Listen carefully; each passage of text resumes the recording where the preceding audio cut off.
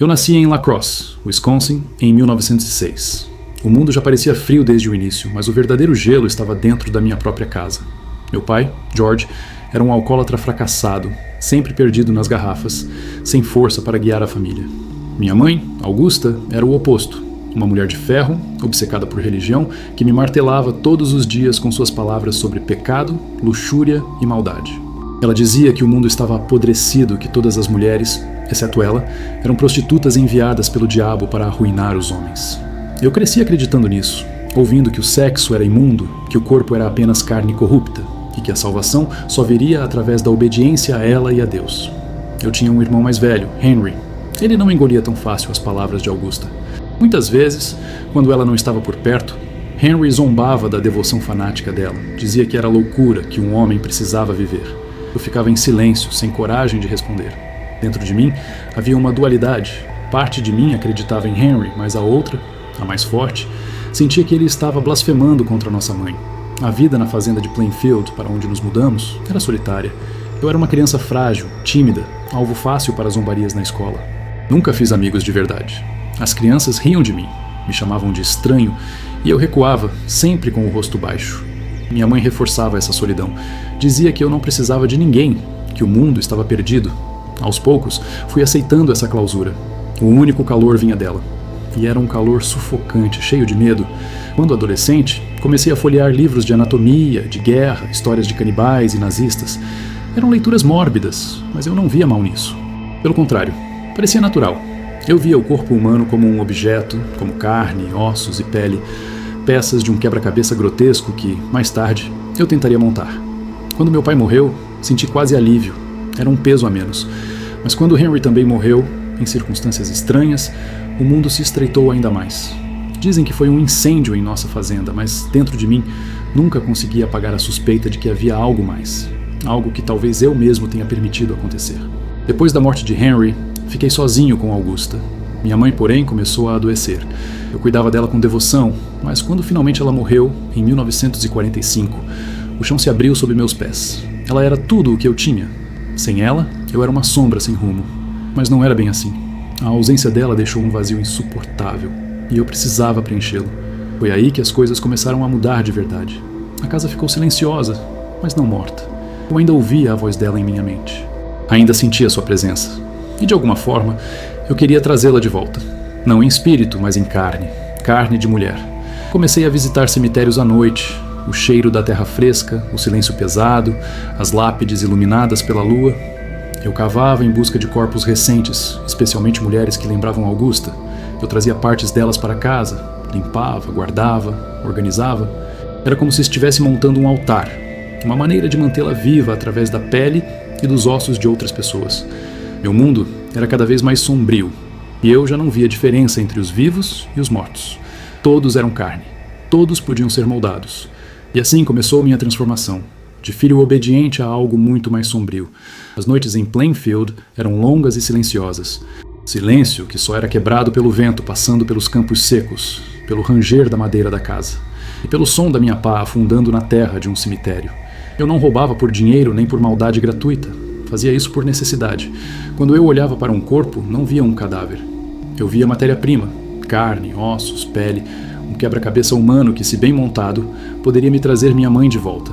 Ou, ao menos, o que restava dela. Minhas primeiras incursões foram hesitantes. Eu tremia, suava frio, mas o impulso sempre vencia. Eu lia no jornal sobre os enterros recentes, sobre mulheres que lembravam Augusta. À noite, eu ia até lá, esperava a lua subir, e começava a cavar. A terra era pesada, mas eu não sentia cansaço. Eu sentia êxtase. De volta à minha casa, limpava as partes, as catalogava, as preservava. Peles penduradas, crânios transformados em tigelas, ossos usados como suportes. Minha fazenda era, por fora, só mais uma no interior de Wisconsin. Mas, por dentro, era um mausoléu. A sala de estar virou um museu da morte. Eu fazia abajures com pele humana, assentos cobertos de couro arrancado de corpos, caixas com narizes, lábios, até genitais. Mas o que me fascinava de verdade era a ideia de me transformar, de vestir uma pele que não era a minha. Certa vez, ao olhar para o espelho, imaginei como seria se eu pudesse ser Augusta de novo, se eu pudesse usá-la, literalmente, como uma máscara. Foi assim que surgiu a ideia daquilo que mais tarde chamariam de meu traje de mulher. Eu costurava pedaços de pele para formar um corpo completo, um invólucro no qual eu poderia entrar. Assim, por alguns instantes, eu era ela, eu estava com ela. Mas os corpos exumados não eram suficientes. A pele, às vezes, já estava apodrecida demais. O cheiro insuportável, a textura quebradiça. Eu precisava de material fresco, carne quente, viva. Foi então que meus olhos se voltaram para as mulheres da cidade. Plainfield era pequena, mas havia rostos que me lembravam minha mãe. Viúvas, donas de loja, senhoras sozinhas. Eu as observava em silêncio, estudava seus movimentos, suas rotinas. A primeira foi Mary Hogan, dona de uma taverna local. Eu já a escutava há meses. Sua voz rouca e espalhafatosa me irritava, mas ao mesmo tempo havia algo nela que me atraía. No dia em que entrei em sua taverna, levei meu rifle. Não hesitei. O disparo ecoou, o corpo caiu e eu a arrastei até meu caminhão. Levei-a para na fazenda como fazia com os corpos do cemitério, mas com ela foi diferente. Sua pele era macia, recente, moldável. Quando a preparei, percebi que aquilo era exatamente o que eu precisava. Depois veio Bernice Warden, a dona da loja de ferragens. No dia em que desapareceu, a cidade inteira entrou em choque. Não sabiam que seu corpo estava pendurado de cabeça para baixo no meu galpão como um animal caçado, cortado, aberto. Eu não pensava como os outros. Para mim, era apenas parte do processo. Parte de um ritual para preencher o vazio que minha mãe havia deixado. Mas cada vez que terminava, cada vez que costurava uma nova parte, eu sentia que ainda não bastava. Nunca era o suficiente. Nunca era igual a ela. A fazenda cheirava à morte, mas para mim era um templo. Cada pedaço de pele, cada osso, era uma oferenda. E eu, no centro de tudo, era apenas um filho que não aceitava perder sua mãe. O inverno de 1957 trouxe mais do que neve para Plainfield. Trouxe olhos curiosos, perguntas desconfortáveis. A cidade era pequena e o desaparecimento de Bernice Warden acendeu alarmes que eu não conseguia apagar.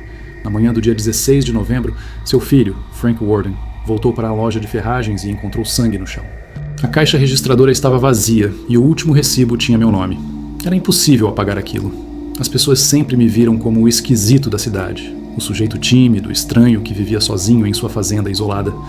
Ninguém se aproximava de mim de verdade. Eu era invisível e gostava disso. Mas naquele momento todos começaram a me ver. No mesmo dia, a polícia bateu à minha porta. Eu não estava preparado. Não havia tempo para esconder nada. O cheiro de morte já impregnava cada parede, cada canto da casa. Quando entraram, os oficiais acharam primeiro o corpo de Bernice, pendurado no galpão, aberto, como um animal abatido. Mas isso era apenas o início. Cada sala revelava um segredo pior do que o anterior. O que para mim era natural, tigelas feitas de crânios, cadeiras cobertas de pele humana, máscaras de rostos arrancados, para eles era um inferno em carne viva. Eles vasculharam os cômodos com lanternas, e cada feixe de luz revelava o meu trabalho. Um cinturão feito de mamilos, caixas cheias de ossos, corações em potes, mas o que mais os chocou foram as máscaras. Rostos arrancados, preservados, costurados para se ajustarem ao meu. Eles me viram como um monstro. Eu me via como um filho em busca da mãe. A sala onde eu guardava meu traje de mulher foi o ponto final. Pele costurada formando um corpo inteiro pronto para ser vestido. Os policiais ficaram em silêncio. Alguns vomitaram. Outros saíram correndo, incapazes de suportar o que viam. Para mim, não havia horror, apenas a constatação de que meu santuário havia sido profanado. O que construí em anos de silêncio e solidão estava agora exposto ao julgamento do mundo. Levaram-me preso naquela noite. Não resisti. Não havia por que resistir. Eu estava cansado, exausto de tentar preencher o vazio que nunca seria preenchido. Quando perguntaram sobre minhas ações, eu falei calmamente.